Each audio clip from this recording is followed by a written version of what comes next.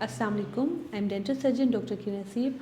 आज मैं आपको टूथ एक्सट्रैक्शन के बारे में बताऊंगी। हमारी पूरी कोशिश होती है कि हम अपने पेशेंट का दांत ना निकालें, ठीक है, उसको सेव करने की कोशिश करें। लेकिन अगर कोई दांत इस तरीके से वो ख़राब हो चुका है कि हमें उसे निकालना ही पड़ेगा, या कुछ अकल दाढ़ी विजडम टूथ होते हैं जो बियॉन्ड दी लिमिट ख़राब हो चुकी होती हैं, जिसको हम बचा नहीं सकते, तो उनको निकालना पड़ता है।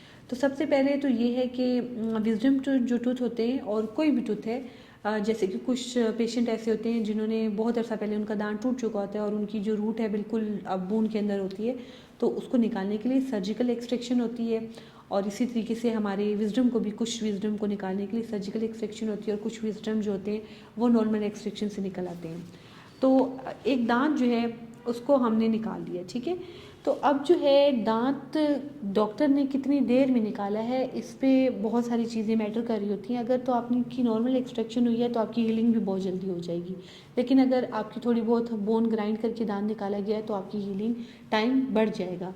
नंबर 3, अगर तो आपकी सर्जिकल एक्सट्रैक्शन हुई है और काफ़ी लंबी वो टाइम में चली गई है, तो बाद में आपको ड्राई सॉकेट के इश्यूज़ आएंगे। ड्राई सॉकेट क्या होता है कि उसमें पेशेंट को ज़्यादा पेन होता है, तो उसमें फिर हम पेशेंट को फॉलोअप पे रखते हैं और हम उनको उस तरीके से मैनेज करते हैं। और सबसे सबसे इम्पॉर्टेंट जो चीज़ है पोस्ट ऑफ इंस्ट्रक्शन, के आपने जब दांत निकलवा लिया है कि उसके बाद आपने क्या क्या एहतियात करने हैं। बहुत सारे पेशेंट जो है इस चीज़ को इग्नोर करते हैं और जिसकी वजह से उनकी हीलिंग जो है वो डिले हो जाती है।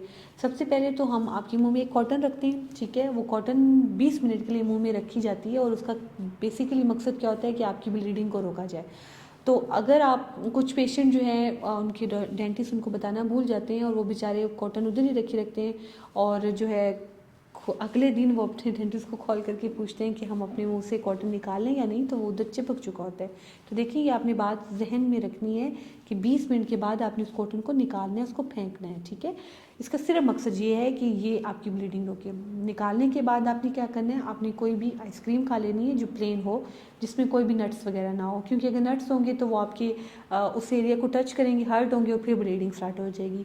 अब आइसक्रीम का क्या मकसद है? आइसक्रीम का ये मकसद है कि नंबर 1, उसकी जो वो ठंडी होती है ना, जिसकी वजह से आपकी स्वेलिंग नहीं होती, ठीक है, वो स्वेलिंग को कंट्रोल करती है, ब्लीडिंग को रोकती है, स्मूथिंग इफेक्ट आपको देती है। इसके अलावा जो स्मोकिंग करते हैं उनको हम अवॉइड करते हैं। 24 आवर जो है आप प्लीज़ स्मोकिंग ना करें। 24 आवर आपने थूकना नहीं होता। अगर आप थूकते रहेंगे तो इधर प्रेशर पड़ता है, सक्शन पड़ती है, फिर ब्लीडिंग नहीं रुकती है। 24 आवर हम आपको थूकने से मना करते हैं। हम आपको कहते हैं कि जो भी आपको सलाइवा आ रहा है आप उसको जो है स्वेलो कर लें। इसके अलावा कुली करने से भी हम मना करते हैं कि आज के दिन आपने जो है ना थोड़ी मामूली कुली कर सकते हैं, लेकिन बहुत ज़्यादा ज़ोर वाली कुली नहीं करनी। और स्ट्रॉ के साथ कुछ भी हम पीने से, जूस वगैरह पीने से मना करते हैं, क्योंकि इससे भी सक्शन पड़ती है, ज़ोर पड़ता है, प्रेशर पड़ता है, और तो ब्लीडिंग नहीं रुकती।